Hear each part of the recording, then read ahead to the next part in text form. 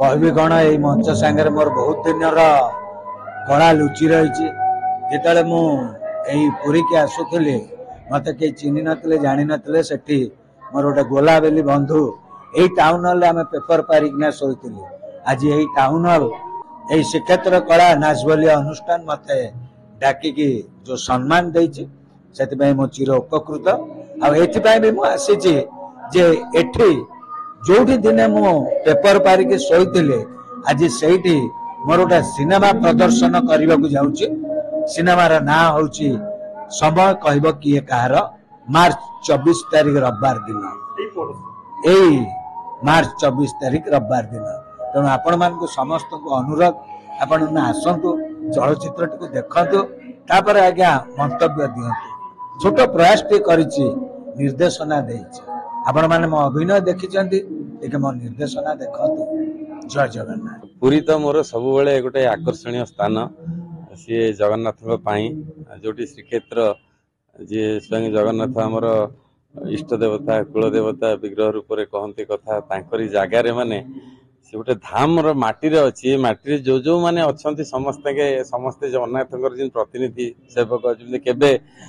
आम भल कर्म करते ब्रजधाम जो मैंने थे वर्तमान समय से सब यही धाम रू गोटे सम्मान माने ये बहुत लगे जमी जगन्नाथंकर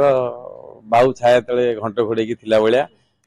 मोर स्थायित्वर दायित्व तो जो नहीं जनता जनार्दन निश्चित भाव पुणी थे समस्त को धन्यवाद देवी निहाती मु कृतज्ञ पुरीटा एमती गोटे पारंपरिक जगह सी आम देखीचे जो साई जात ठू नहीं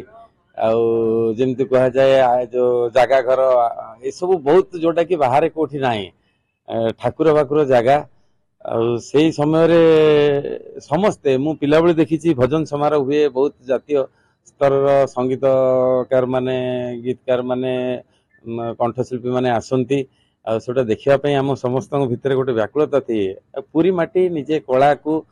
समस्ते कलाकार कला को सम्मान दबारे टिके भी तिलमात्र भी केबे द्विधा न थाए सब कलाकार को कला को भल पाउथवा माटी है पुरी माटी मु निश्चय ये जो नाचबलिया संस्थार उत्तर उत्तर उन्नति कामना करी आगु को आहरी बड़ बड़